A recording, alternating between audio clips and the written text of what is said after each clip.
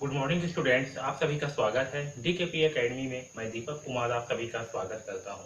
आज के इस वीडियो में हम प्रश्नावली 14.1 के सारे प्रश्नों को हल करेंगे। ओके, तो चलिए स्टार्ट करते हैं। देखिए, सबसे पहला प्रश्न क्या दिया है। सबसे पहला प्रश्न है, बताइए कि निम्नलिखित गणितीय कथन सही है या गलत। उत्तर का कारण भी लिखिए। हमें क्या करना है, नीचे में कुछ प्रश्न दिए गए हैं, इसमें से हमें जो है बताना है कि जो गणितीय कथन है ये सही है या गलत है, और सही है या गलत है तो क्यों है, ये भी हमें जो है बताना है।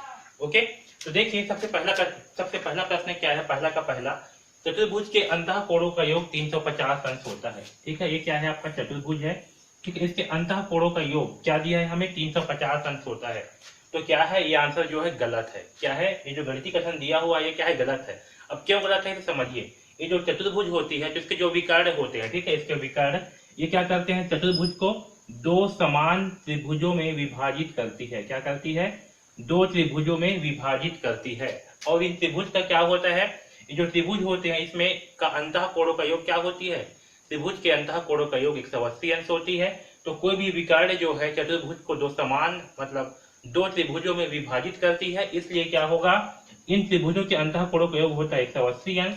तो दो त्रिभुजों के अंतः कोणों का योग कितना होगा, 360 अंश। ठीक है, इसलिए यह कथन क्या होगा, गलत होगा। इसका सही आंसर क्या होगा, आपको ऐसे लिखना पड़ेगा, उपयुक्त कथन गलत है। किसी भी चतुर्भुज को उसके द्वारा दो त्रिभुजों में विभाजित किया जाता है। ठीक है, उसके यहाँ पर विकर्ण आएगा, उसके विकर्ण द्वारा। ठीक है, यहाँ विकर्ण लिखना भूल गया हूँ। किसी भी चतुर्भुज को इसके विकर्ण द्वारा दो त्रिभुजों में विभाजित किया जा सकता है। अब प्रत्येक त्रिभुज के अंतः कोणों का योग 180 अंश होता है, अतः दो त्रिभुजों के अंतः कोणों का योग 360 अंश होगा। इसीलिए चतुर्भुज के अंतः कोणों का योग भी क्या होगा, 360 अंश होगा, ना कि 350 अंश। है समझ में। तो ये जो है हमारा पहला का आंसर है। ओके, अब देखिए यहाँ पर दूसरी संख्या है, किसी वास्तविक संख्या x के लिए x का वर्ग जो है बड़ा होगा या बराबर होगा 0 का। ठीक है, तो चलिए इसे जो है हल करते हैं। तो ये जो कथन है ये क्या होगा, ये कथन जो है बिल्कुल सत्य कथन है। क्या है, बिल्कुल सत्य है यह कथन। तो ये जो कथन है ये क्या है, बिल्कुल सत्य है। तो लिखना है यह कथन सत्य है क्योंकि, अब देखिए क्यों, तो ये कथन जो है सत्य क्यों है ये समझिए। क्या बोला है कि किसी वास्तविक संख्या x के लिए x का वर्ग क्या होगा, बड़ा होगा या बराबर होगा 0 से, है ना। ठीक है, तो देखिए अगर हम x का मान, ठीक है, x बराबर रखते हैं 0, तो हमें क्या प्राप्त होगा, x का वर्ग बड़ा होगा 0, यानी कि तो x बराबर क्या रखे 0, तो इस x के स्थान पे क्या रखेंगे, 0 रखेंगे। तो देखिए 0 का वर्ग क्या होगा, बड़ा होगा या बराबर होगा 0 से, यानी कि हमें क्या प्राप्त हुआ 0। तो 0 बराबर 0। ठीक है, हमें 0 क्या हुआ, हमें जो 0 प्राप्त हुआ। अब देखिए अगर x का मान हम 1 रखते हैं तो हमें क्या मिलेगा, x का वर्ग है तो यहाँ क्या होगा 1 का वर्ग, ये क्या होगा, बड़ा होगा या बराबर होगा 0 के। तो क्या हुआ, ये जो है 0 से बड़ा है ना। तो जब x का मान हम 1 रखे 2 रखे तो क्या हुआ, बड़ा है। अब आगे कुछ भी रखेंगे वो क्या होगा, 0 से बड़ा ही होगा बड़ा। तो अगर x बराबर हम m रखते हैं, m का मतलब क्या है, कोई भी संख्या, है ना, कोई भी प्राकृतिक संख्या या फिर कोई भी वास्तविक संख्या। तो हम m के स्थान पे कोई भी वास्तविक संख्या रखते हैं तो क्या होगा, हमें x का वर्ग जो है वो, हाँ, x के स्थान पे क्या रखे हैं m, तो हमें क्या प्राप्त होगा, m का जो वर्ग होगा वो क्या होगा, हमेशा बड़ा होगा या बराबर होगा 0 का। ठीक है, जहाँ m क्या है, जहाँ m जो है आपका वास्तविक संख्या है, m क्या होगा, m जो है वास्तविक संख्या है। ठीक है, तो अगर हम x के स्थान पे कोई भी वास्तविक संख्या रखेंगे तो क्या होगा, हमें जो है x का मान क्या मिलेगा, 0 से बड़ा या बराबर मिलेगा। आया समझ में। तो इस प्रकार से हम इस दूसरा प्रश्न को हल करेंगे। ओके, अब देखिए तीसरा कथन क्या है, दो सम संख्याओं का जोड़ सम संख्या होती है। ओके, तो चलिए इसे जो है पहले हल करके देखते हैं कि दो सम संख्याओं का जोड़ सम संख्या होती है नहीं होती है। तो देखिए जैसे कि हम मान के चलते हैं, माना पहली सम संख्या, ठीक है, तो पहली सम संख्या को मान लेते हैं 2k, क्या मानते हैं 2k। ठीक है, दूसरी सम संख्या को मानते हैं 2k1। ठीक है, यहाँ देखिए यहाँ k का मान क्या है, जहाँ k जो है जहाँ k क्या है, एक पूर्णांक संख्या है। क्या है, एक पूर्णांक संख्या है। ठीक है, पूर्णांक संख्या क्या होती है जानते हो आप, माइनस मतलब ऋणात्मक संख्याएं, 0 और धनात्मक संख्या, इसे क्या कहते हैं, हम पूर्णांक संख्या कहते हैं। ठीक है, तो कोई भी पूर्णांक संख्या जहाँ के क्या है, कोई भी पूर्णांक संख्या, यानी कि के स्थान पर हम कोई भी पूर्णांक संख्या रख सकते हैं। ओके, जहाँ के कोई भी पूर्णांक संख्या हो। तो क्या बोला है कि माना पहली सम संख्या क्या है 2k और दूसरी सम संख्या क्या है 2k1, जहाँ यहाँ पास भी क्या है आपका k1 जो है क्या है पूर्णांक संख्या है। ठीक है, अब देखिए हमने पहली सम संख्या के यहाँ पास 2k केवल ली है। देखिए अगर k के स्थान पर हम कोई भी संख्या रखें, जैसे कि 0 भी रखते हैं, ठीक है, 0 रखेंगे तो क्या प्राप्त होगा हमें 0 जो कि क्या है सम संख्या है। k के स्थान पे 1 रखेंगे तब भी क्या मिलेगा हमें 2 जो कि क्या है सम संख्या है। k के स्थान पे 2 रखने पे क्या मिलेगा 4 जो कि क्या है सम संख्या है। k के स्थान पे रखेंगे 3 तो क्या मिलेगा 6 जो कि क्या है सम संख्या है। ठीक है, इसलिए यहाँ पर रखे हैं k। वैसे यहाँ पर k1 है, k1 के स्थान पे भी अगर हम कोई भी पूर्णांक संख्या रखते हैं, अगर 0 रखते हैं तो क्या मिलेगा 0 जो कि क्या है सम संख्या होगा। 1 रखने पर भी क्या मिलेगा 2 जो कि क्या है सम संख्या होगा। इसलिए यहाँ पर क्या रखे हैं 2k1 रखे हैं और 2k रखे हैं। आया समझ में? अगर हम k रखते तो क्या होता हमें, अगर k रखते तो हमें अगर k का मान 1 रखते तो हमें क्या प्राप्त होता 1, जो कि 1 क्या है आपका सम संख्या नहीं है। इसलिए क्या रखे हैं 2k और 2k1। आया समझ में? ठीक, अब चलिए इनका योग करते हैं, यानी कि 2k प्लस 2k1। ठीक है, इन दोनों में क्या है 2 जो है कॉमन है, तो 2 कॉमन निकाल लेते हैं तो यहाँ मिलेगा k प्लस k1। ठीक है, अब k और k दोनों क्या है एक पूर्णांक संख्या है, तो हम यहाँ पास मान करके चलते हैं, इसे जो है m मान लेते हैं। किसे? k प्लस k1, इसे जो है हम क्या मान लेते हैं m। ठीक है, k प्लस k1 क्या है एक m है और m क्या है एक पूर्णांक संख्या है। तो हमने k और k1 के योग को क्या मान लिया m मान लिया, और जहाँ m क्या है एक पूर्णांक संख्या है, यानी कि m के स्थान पर हम कोई भी पूर्णांक संख्या रखेंगे तो हमें क्या प्राप्त होगा, ये संख्या प्राप्त होगी, है ना। तो देखिए इन दोनों का योग क्या प्राप्त हुआ, हमें 2m प्राप्त हुआ, और m के स्थान पर हम कोई भी पूर्णांक संख्या रखेंगे तो हमें क्या मिलेगा। देखिए अगर 2m के स्थान पर रखेंगे 0, जहाँ m क्या है एक पूर्णांक संख्या है और साथ में k प्लस k1 का मान है ना। तो देखिए इसमें m के स्थान पर हम कोई भी पूर्णांक संख्या रखते हैं, जैसे कि रखे 0 तो क्या प्राप्त हुआ 0, रखे 1 तो क्या प्राप्त हुआ 2, रखे 2 तो क्या प्राप्त हुआ 4, यानी कि हमें इन दोनों का योगफल जो है क्या प्राप्त हो रहा है, एक सम संख्या ही प्राप्त हो रहा है ना। ये आपका क्या है सम संख्या भी क्या है सम संख्या, तो इन दोनों का योगफल हमें क्या प्राप्त हो रहा है, एक सम संख्या ही प्राप्त हो रहा है। इसका मतलब क्या है कि जो कथन है क्या है सत्य है। ठीक है, तो यह कथन क्या होगी, यह कथन जो है, इसलिए यह कथन सत्य होगी। ठीक, क्योंकि इन दोनों का योगफल हमें क्या प्राप्त हो रहा है, एक सम संख्या ही प्राप्त हो रहा है, इसलिए यह कथन क्या होगी, सत्य होगी। आया समझ में? इस प्रकार से हम इस तीसरा प्रश्न को हल करेंगे। ठीक, अब देखिए चौथा कथन क्या है, सभी अभाज्य संख्याएं विषम होती है। ओके, तो पहले समझते हैं कि अभाज्य संख्या क्या होती है। तो अभाज्य संख्या उन संख्या को कहते हैं जो संख्या 1 से और खुद से भाग जाती है, उसे हम अभाज्य संख्या कहते हैं। ठीक है, जैसे कि देखिए अभाज्य संख्या क्या होती है, जो 1 से और खुद से भाग जाए उस संख्या को हम अभाज्य संख्या कहते हैं। अभाज्य संख्या उसे कहते हैं जो 1 से और खुद से उसके अलावा किसी और संख्या से भी भाग जाए, उसे हम भाज्य संख्या कहते हैं। जैसे कि देखिए 1 2 3 4 5 6। ओके, यहाँ पर देखिए जैसे कि 1 है तो 1 जो है किससे भाग जाएगा, 1 जो है खुद से ही भाग जाएगा 1 से। ठीक है, इसके अलावा कोई और संख्या नहीं है जिससे 1 जो है भाग जाए। अब देखिए 2 किससे भाग जाएगा, तो 2 जो है 1 से भाग जाएगा और स्वयं 2 से ही भाग जाएगा। ठीक है, तो 1 से भाग जा रहा है और स्वयं से भाग जा रहा है, तो ये क्या होगी आपका अभाज्य संख्या, यानी कि ये जो है 2 चीजों से भाग जा रही है, एक तो 1 से और एक खुद से, तो ये क्या है अभाज्य संख्या। 3 को देखिए 3 भी क्या होगा 1 से भाग जाएगा और केवल 3 से ही भाग जाएगा, यानी कि 1 से भाग जाएगा और खुद से ही भाग जाएगा, तो 3 भी क्या है आपका अभाज्य संख्या है।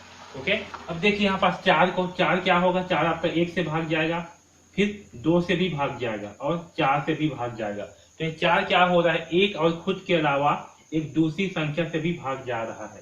तो इसका मतलब क्या है कि 4 जो है आपका भाज्य संख्या है। 4 क्या है, 4 जो है आपका भाज्य संख्या है। ठीक है, अब देखिए 5 को, 5 क्या होगा 1 से भाग जाएगा और 5 से भाग जाएगा, तो 5 क्या होगा, 5 जो है एक अभाज्य संख्या होगा, क्योंकि ये 1 से और खुद से भाग जा रहा है।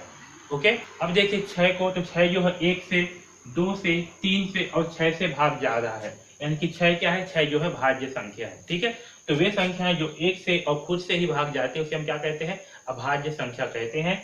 1 जो है आपका अभाज्य संख्या नहीं है, इसे याद रखना। ठीक है, तो देखो यहाँ पास तो क्या बोला गया है, इसमें सभी अभाज्य संख्या विषम होती है। ठीक है, तो देखिए अभाज्य संख्या में क्या है आपका 2 है, 3 है, 5 है, 7 है, ऐसी आगे और भी संख्याएं हैं। तो क्या इसमें सभी सभी संख्या जो है विषम संख्या है? तो नहीं, 2 क्या है आपका सम संख्या है, इसलिए ये कथन क्या होगा? गलत होगा। ठीक है, तो यह कथन गलत है क्योंकि 2 क्या है? सम संख्या है और साथ में अभाज्य संख्या है। 2 जो है सम संख्या व अभाज्य संख्या भी है। ठीक है, समझ में? तो 2 क्या है आपका? सम संख्या भी है और अभाज्य संख्या भी है, इसलिए ये कथन क्या होगा? गलत होगा। आया समझ में? अब देखिए इस 5वां प्रश्न को क्या है? 3n + 1 बड़ा होगा 4 से, जहां n क्या है? प्राकृतिक संख्या है। प्राकृतिक संख्या मतलब क्या? वे संख्या जो गिनने के काम आती है, 1 से लेकर के अनंत तक की संख्या। तो n क्या है आपका? प्राकृतिक संख्या है। तो देख के बताइए कि कथन जो है सही है गलत है। तो चलिए हम n का मान जो है 1 रख के देखते हैं। n का मान क्या रखते हैं? 1। तो n का मान 1 रखने पर क्या आएगा? 3 एकम, n का मान होगा 1, तो होगा 3 एकम 3 + 1, तो 3 एकम 3 + 1। ठीक है, ये क्या 4 से बड़ा है? तो 3 और 1 क्या होगी? 4, जो कि क्या है? 4 से बड़ा नहीं है। इस 4 के क्या होगा? ये बराबर है। ठीक है, इसका मतलब क्या है कि कथन जो है गलत है, क्योंकि अगर n का मान 1 रखने पर क्या होगा? 4 से बड़ा नहीं आएगा। इस सिंबल का मतलब क्या है कि ये जो है 4 से बड़ा होगा, लेकिन क्या है? 4 से बड़ा नहीं है, 4 से बराबर है, इसलिए क्या होगा? यह कथन जो है गलत है, इसलिए यह कथन गलत होगा। ठीक है, गलत है। ठीक है, समझ में?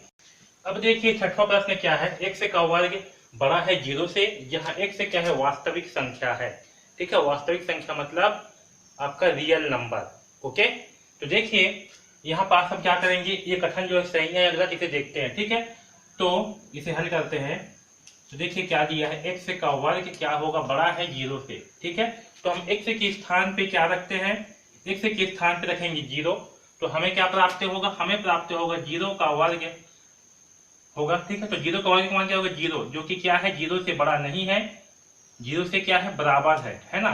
ये क्या है? 0 से बड़ा मतलब 0 से क्या है? ये बड़ा नहीं है, क्या है? बराबर है। तो x का मान क्या होगा? 0 के लिए 0 से बड़ा नहीं होगा, इसलिए क्या होगा? यह कथन जो है गलत होगा। ठीक है, तो यह कथन क्या होगा? गलत होगा। ठीक है, यह कथन गलत होगा। और क्यों गलत होगा? क्योंकि x का मान 0 के लिए क्या होगा? ये x का मान 0 के लिए जो है ये 0 से बड़ा नहीं होगा, इसलिए क्या होगा? ये कथन जो है गलत होगा। ठीक है, समझ में? अब देखिए ये 7वां प्रश्न क्या है? a + b, फिर क्या कोष्टक के बाहर +c है, बराबर a + b + c, है ना? तो ये देखिए ये जो कथन है क्या होगा? सत्य है कि असत्य होगा? तो a + b कोष्टक के बाहर है +c, बराबर होगा कोष्टक के बाहर a है, कोष्टक के अंदर b + c। तो ये कथन क्या होगी? सत्य होगी। देखिए क्या बोला है, इसका मतलब क्या है? a + b + c बराबर a प्लस कोष्टक में b + c, ये क्या होंगे? सभी। ये क्या है आपका? फॉर ऑल का सिंबल, यानी कि प्रत्येक के लिए, सभी के लिए। जहां a b c क्या है? एक प्राकृतिक संख्या है। ये क्या है? a b c belongs to n, यानी कि प्राकृतिक संख्या। a b c क्या है? प्राकृतिक संख्या है। तो ये क्या है? ये कथन जो है बिल्कुल सही है। ये क्या है आपका? साहचर्य नियम है। ये क्या है? ये जो है साहचर्य नियम है। ठीक है, तो ये जो है आपके साहचर्य नियम है, और साहचर्य नियम जो है प्राकृतिक संख्या साहचर्य नियम का पालन करती है, इसलिए ये कथन क्या होगी? सत्य होगी। तो आपको लिखना पड़ेगा कि प्राकृतिक संख्या